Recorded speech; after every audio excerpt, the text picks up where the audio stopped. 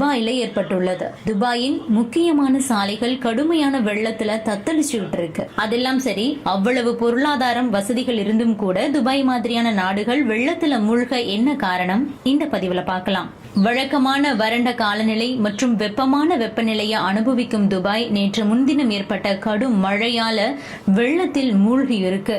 ஒரு ஆண்டில் பெய்ய வேண்டிய மழை ஒரு நாள் முழுக்க பெய்திருக்கு.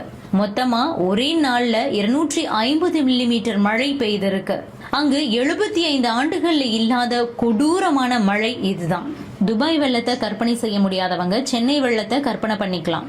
சென்னை வெள்ளத்தை விட கொடூரமான வெள்ளம் அங்கு ஏற்பட்டுள்ளது.